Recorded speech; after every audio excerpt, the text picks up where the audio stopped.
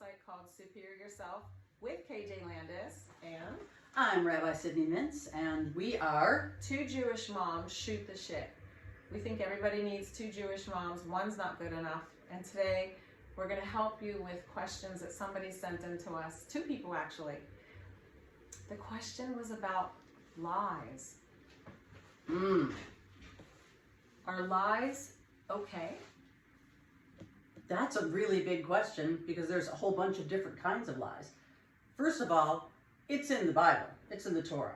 The 9th commandment, you should not deceive your neighbor.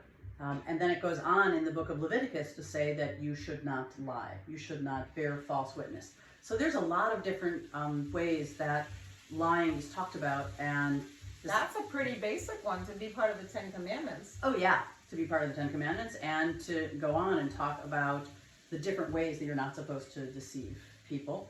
Okay, so are any lies okay? Like the depth of a lie? Like, honey, do I look fat in this dress? Versus... That's a good one, KJ, because, you know, I was actually thinking about that not because you ever look fat in your dress, you always look gorgeous. But the question was once asked of me about what if somebody is at a wedding and they don't think that the bride is beautiful? Do they say nothing? Or when someone says, isn't that bride beautiful, do they lie and say, yes, I think she's beautiful? And one of the answers was that it's important for you to not think about that as a lie because beauty is not just about what somebody looks like. And you can think somebody is a beautiful human being and not think that they are beautiful physically. And so I think that that also gets into how important it is what comes out of our mouth. To think before you speak. Think before you speak. We can always say, I think that bride is exceptional. Right.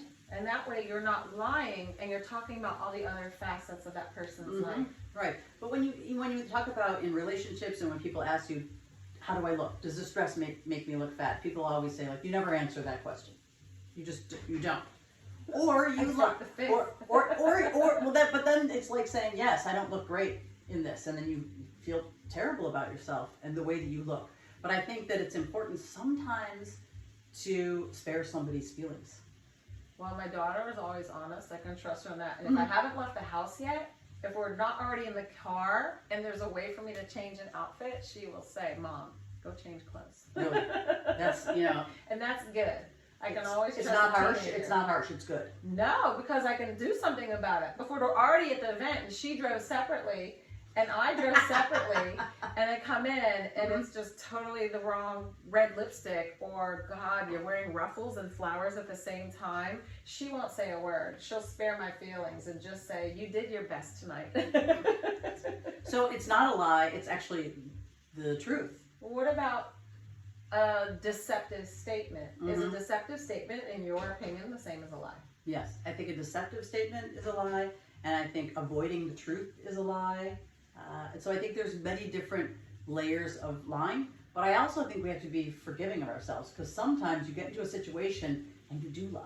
And you just can't help it. Well, you can help it later by going, God, I wish I hadn't said that. I actually lied. I feel so stupid, or I feel ashamed, or I feel guilty, and do I go back and I correct the lie? And I think there is human nature sometimes of us being pushed into lying, and we have to be forgiving of ourselves, and we have to correct the lie. But I think you don't have to beat yourself up because you lied. I think there is sometimes, I don't want to say a need for lying, but a sense that you're getting pushed into a corner a little bit, or bullied. Bullied, or that you're just being encouraged to not tell the truth. And sometimes we fall into that. We have to get out of that pit. We have to dust ourselves off and say, you know what, I'm committed to the truth. I'm not going to do that again. One time, only once, I called in sick at the Hilton when I wasn't sick. And the next day, God punished me. There is a God. What'd you get? I got a cold for 9 days. And I rarely get them. You know, because that gets into a whole other thing we'll talk about, like divine retribution and punishment. I'm not a big fan of that. But we'll talk about that in another episode. All right. That means we're coming back. Today we're just two Jewish moms shooting the shit. Amen. Bye. Love you.